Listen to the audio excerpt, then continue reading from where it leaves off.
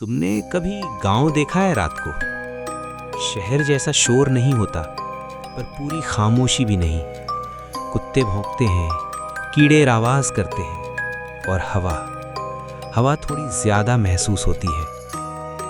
मैं जिस गांव की बात कर रहा हूं, वो ज्यादा बड़ा नहीं था। 2 गलियां, एक मंदिर, एक पीपल का पेड़, और गांव के बिल्कुल किनारे एक पुराना घर। उस घर के बारे में कोई ज्यादा बात नहीं करता था, ना इसलिए कि डर लगता था, बल्कि इसलिए क्योंकि सबको पता था कि उस घर के बारे में पूछना ठीक नहीं। मुझे पहली बार उस घर के बारे में मेरी दादी ने बताया था। उन्होंने बस इतना कहा, उस तरफ शाम के बाद मत जाना। मैंने पूछा क्यों? दादी ने मेरी तरफ देखा ज्यादा देर तक, फिर बोली, काला जादू बोलने से नहीं होता, देखने से होता है। अब सच बताओ, जब कोई बुजुर्ग ऐसे बोले ना, तो तुम उसे मजाक समझते हो या थोड़ा सा मन के किसी कोने में बैठ जाता है? उस घर का दरवाजा हमेशा बंद रहता था, हमेशा। दिन हो या रात, बारिश हो या धूप, दरवाजा कभी खुलता ही नहीं था।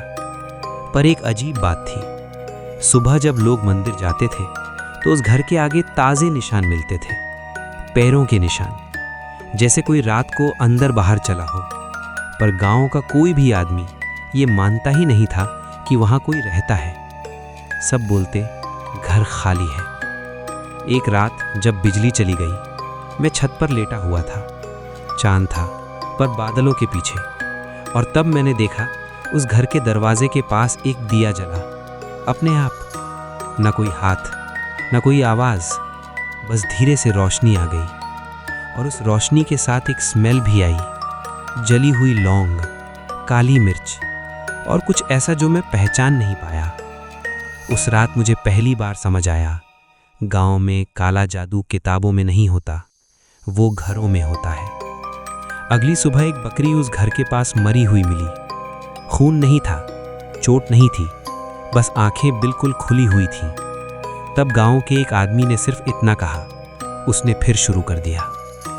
अब मैं तुमसे एक सवाल पूछता हूं, अगर तुम्हारे गांव में एक ऐसा घर हो जिसके बारे में सब जानते हो पर कोई बोलता नहीं, तुम जानने की कोशिश करोगे या चुप रहना बेहतर समझोगे? बकरी की मौत के बाद गांव थोड़ा सा बदल गया। ज्यादा कुछ नहीं, लोग वैसे ही काम करते रहे, खेत गए, मंदिर गए। बस एक चीज और होने लगी, शाम के बाद कोई भी उस गली की तरफ नहीं जाता था। उस घर के सामने से लोग दिन में भी नजरें चुरा के निकलते थे, जैसे देख लिया तो कुछ लग जाएगा। पर रात को तो कोई उस तरफ सांस भी नहीं लेता था। मैंने एक दिन गांव के पुजारी से पूछ लिया। वो ज्यादा बोले नहीं, बस इतना कहा, सब चीजें जानने के लिए नहीं होती। फिर थोड़ी देर बाद उन्होंने एक और बात बोली जो मुझे आज तक याद है। उस घर में कोई नहीं रहता, पर वहां कुछ बंधा हुआ है। अब तुम बताओ, जब कोई बोले बंधा हुआ है तो तुम क्या सोचते हो? ताला, जंजीर, या कुछ ऐसा जो दिखता नहीं? उस रात मैं सो नहीं पाया। हर थोड़ी देर में लगता था जैसे हवा उसी तरफ से आ रही है, और हवा के साथ कभी-कभी मंत्र जैसी आवाज। बिल्कुल साफ नहीं, बस इतनी कि समझ आ जाए ये हवा नॉर्मल नहीं है। अगला दिन अमावस से पहले का था। गांव में एक अजीब सी तैयारी शुरू हो गई। किसी ने अपने घर के बाहर नींबू मिर्च लटका दिए, किसी ने दरवाजों पर हल्दी के निशान बना दिए, और कुछ लोगों ने अपने बच्चों को शहर भेज दिया। मैंने दादी से पूछा, अमावस में क्या होता है? दादी ने जवाब देने से पहले दिया बुझा दिया, फिर बोली, जो चीज पूरे महीने चुप रहती है उस रात सांस लेती है। उस दिन शाम पुजारी ने मंदिर का दरवाजा जल्दी बंद कर दिया। ये पहली बार था। मंदिर बंद होना गांव के लिए बहुत बड़ी बात होती है। रात होते होते गांव बिल्कुल शांत हो गया। न रेडियो, न टीवी, न किसी के घर से आवाज। सिर्फ कभी कभी किसी के खेत से किसी जानवर के चिल्लाने की आवाज। और फिर एग्जैक्ट 12 बजे उस घर के अंदर से एक आवाज आई। दरवाजा खुलने की नहीं, जमीन पर कुछ घसीटने की आवाज, जैसे कोई भारी चीज फ्लोर पर धीरे धीरे घिस रही हो। मैंने छत से नीचे देखा। उस घर के आंगन में काली मिट्टी गीली लग रही थी, जबकि बारिश कई दिन से नहीं हुई थी। और तब मैंने देखा, उस घर के दरवाजे के नीचे से लाल रंग बाहर आ रहा था। खून जैसा नहीं, ज्यादा गहरा, ज्यादा गाढ़ा। उस रात गांव के कुत्ते पूरी रात भौंकते रहे, पर एक भी कुत्ता उस घर के पास नहीं गया। सुबह जब सूरज निकला, गांव के 2 आदमी बीमार मिले। बोल नहीं पा रहे थे, बस बार बार अपनी गर्दन उस घर की तरफ घुमा रहे थे। और तब पुजारी ने एक बात बोली जो पूरे गांव को और ज्यादा डरा गई। अमावस शुरू हो चुकी है, अब ये 3 रात चलेगा। अब मैं तुमसे एक और सवाल पूछता हूं। अगर तुम्हें पता हो कि किसी चीज को 3 रात चाहिए, तो तुम पहली रात में भागोगे या तीसरी रात का इंतजार करोगे? पुजारी के 3 रात वाले सेंटेंस के बाद गांव में किसी ने सवाल नहीं पूछा। सब जैसे पहले से जानते थे कि सवाल पूछना अच्छा आइडिया नहीं है। उस दिन के बाद गांव का एक ही रूल हो गया, रात को घर के बाहर नहीं निकलना। पर हर गांव में एक आदमी होता है जो रूल्स को सिर्फ सुनता है, मानता नहीं। हमारे गांव में उसका नाम था भोला चाचा। भोला चाचा गांव के सबसे पुराने आदमी थे। उनकी उम्र इतनी ज्यादा थी कि लोग कहते थे ये घर बनने से पहले से यहाँ थे। और इसी वजह से मैंने हिम्मत करके उनसे पूछ लिया, चाचा, उस घर का असली मालिक कौन था? भोला चाचा ने मेरी तरफ देखा, फिर धीरे से अपनी लाठी जमीन पर टिकाई और बोला, मालिक नहीं था बेटा, उस घर का रक्षक था। अब सोचो, जब कोई घर का रक्षक बोले तो क्या तुम चौकीदार सोचते हो या कुछ और? भोला चाचा ने बताया कि सालों पहले उस घर में एक तंत्री रहता था। शहर से आया था, ज्यादा बात नहीं करता था, पर लोग उसके पास रात के वक्त जाते थे, चुपके। कोई बोलता बीमारी ठीक कर देता था, कोई कहता दुश्मन को कमजोर कर देता था, और कुछ लोग सिर्फ इतना कहते थे कि उसके बाद घर के सपने आना बंद हो गए। एक दिन अचानक उस तंत्री का घर बंद हो गया। दरवाजा बंद, खिड़की बंद, और अंदर से कभी कोई आवाज नहीं आई। गांव वालों ने सोचा वो चला गया होगा, पर भोला चाचा ने कहा, वो गया नहीं बेटा, उसने खुद को बंद कर लिया। उस रात में ये बात सोच ही रहा था कि एक और अजीब चीज हुई। उस घर के आंगन में जो लाल मिट्टी थी ना, वो सूख कर बिल्कुल काली हो गई, और उस काली मिट्टी पर सुबह एक नया निशान था, हाथ का निशान, पूरा 5 उंगलियों के साथ, जैसे किसी ने नीचे से ऊपर दीवार पर हाथ रख दिया हो। मैं उस निशान को दूर से ही देख रहा था कि भोला चाचा मेरी पीठ के पीछे आ गए। बोले, ज्यादा मत देख। मैंने पूछा, चाचा, वो अभी भी जिंदा है क्या? भोला चाचा ने सीधा जवाब नहीं दिया, बस इतना कहा, जिंदा और मरा हुए का फर्क उसने खुद मिटा दिया था। उस रात अमावस की दूसरी रात थी, और इस बार सिर्फ आवाज नहीं आ रही थी। इस बार घर के अंदर दिया जलता हुआ साफ दिख रहा था, और उस रोशनी में किसी का शैडो दीवार पर हिल रहा था। पर शैडो इंसान जैसा नहीं था। सर थोड़ा ज्यादा झुका हुआ और हाथ बहुत लंबे। उस शैडो के साथ एक चीज और भी थी, मंत्र नहीं, सांस लेने की आवाज, बहुत भारी, बहुत थकी हुई।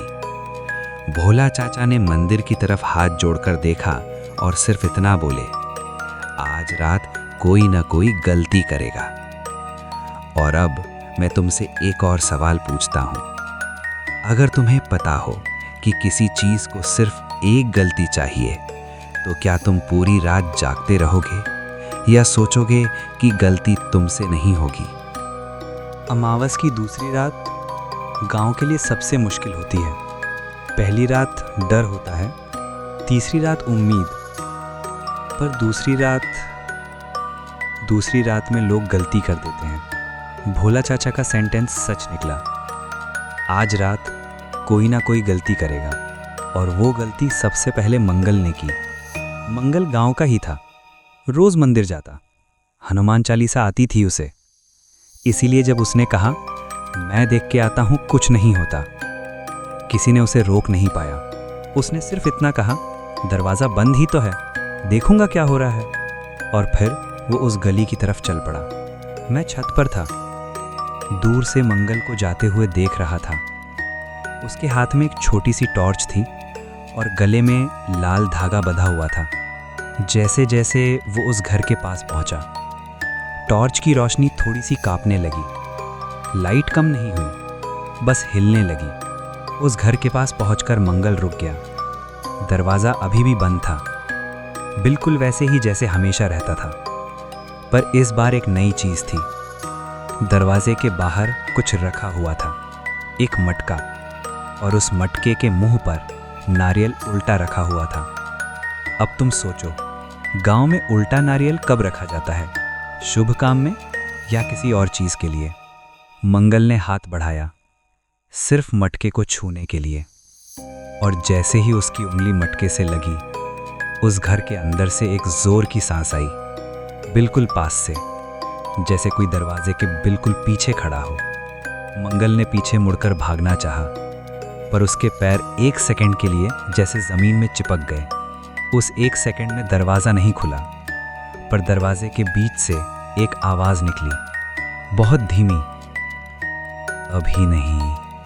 वो आवाज़ आदमी की नहीं लग रही थी, पर जानवर की भी नहीं, जैसे किसी चीज़ ने बोलना सीख लिया हो। मंगल जोर से चिल्लाया। उसकी आवाज़ पूरे गांव में फैल गई, और उसके साथ ही घर के अंदर का दिया बुझ गया। अगली सुबह मंगल अपने घर के बाहर बैठा मिला। जिंदा था, पर कुछ था जो वापस नहीं आया था। उसकी आवाज़, वो बोल नहीं पा रहा था। बस जब भी उस घर की तरफ कोई देख लेता, वो कांपने लगता और अपने कान जोर से दबाने लगता। पुजारी ने सिर्फ इतना कहा। उसने सुन लिया जो सुनना मना था, और भोला चाचा ने आखिरी बात बोली, अब तीसरी रात बची है, और तीसरी रात वो खुद दरवाज़ा खोलना चाहता है। अब मैं तुमसे एक आखिरी सवाल इस पार्ट में पूछता हूँ। अगर तुम जानते हो कि आज रात दरवाज़ा खुलने वाला है, तो तुम घर के अंदर छुपे रहोगे या देखने की गलती करोगे? पुजारी के 3 रात वाले सेंटेंस के बाद गांव में किसी ने सवाल नहीं पूछा। सब जैसे पहले से जानते थे कि सवाल पूछना अच्छा आइडिया नहीं है।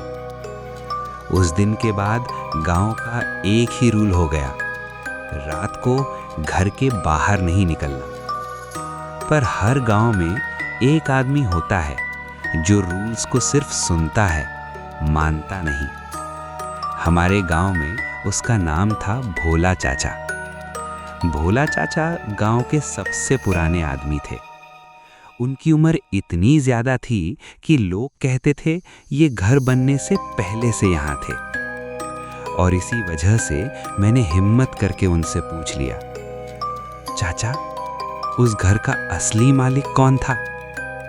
भोला चाचा ने मेरी तरफ देखा, फिर धीरे से अपनी लाठी जमीन पर टिकाई और बोला, मालिक नहीं था बेटा, उस घर का रक्षक था। अब सोचो, जब कोई घर का रक्षक बोले तो क्या तुम चौकीदार सोचते हो या कुछ और? भोला चाचा ने बताया कि सालों पहले उस घर में एक तंत्री रहता था। शहर से आया था, ज्यादा बात नहीं करता था, पर लोग उसके पास रात के वक्त जाते थे, चुपके। कोई बोलता बीमारी ठीक कर देता था, कोई कहता दुश्मन को कमज़ोर कर देता था, और कुछ लोग सिर्फ इतना कहते थे कि उसके बाद घर के सपने आना बंद हो गए। एक दिन अचानक उस तंत्री का घर बंद हो गया। दरवाज़ा बंद, खिड़की बंद, और अंदर से कभी कोई आवाज़ नहीं आई। गांव वालों ने सोचा वो चला गया होगा, पर भोला चाचा ने कहा वो गया नहीं बेटा, उसने खुद को बंद कर लिया। उस रात में ये बात सोच ही रहा था कि एक और अजीब चीज़ हुई। उस घर के आंगन में जो लाल मिट्टी थी ना, वो सूख कर बिल्कुल काली हो गई, और उस काली मिट्टी पर सुबह एक नया निशान था, हाथ का निशान, पूरा 5 उंगलियों के साथ, जैसे किसी ने नीचे से ऊपर दीवार पर हाथ रख दिया हो।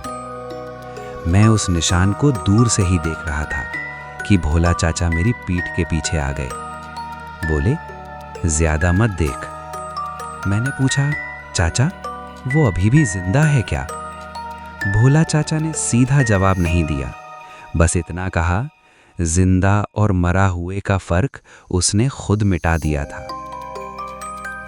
उस रात अमावस की दूसरी रात थी, और इस बार सिर्फ आवाज नहीं आ रही थी, इस बार घर के अंदर दिया जलता हुआ साफ दिख रहा था, और उस रोशनी में किसी का शैडो दीवार पर हिल रहा था। पर शैडो इंसान जैसा नहीं था, सर थोड़ा ज्यादा झुका हुआ और हाथ बहुत लंबे। उस शैडो के साथ एक चीज और भी थी, मंत्र नहीं, सांस लेने की आवाज, बहुत भारी, बहुत थकी हुई। भोला चाचा ने मंदिर की तरफ हाथ जोड़कर देखा और सिर्फ इतना बोले, आज रात कोई ना कोई गलती करेगा। और अब मैं तुमसे एक और सवाल पूछता हूं, अगर तुम्हें पता हो कि किसी चीज को सिर्फ एक गलती चाहिए, तो क्या तुम पूरी रात जागते रहोगे या सोचोगे कि गलती तुमसे नहीं होगी?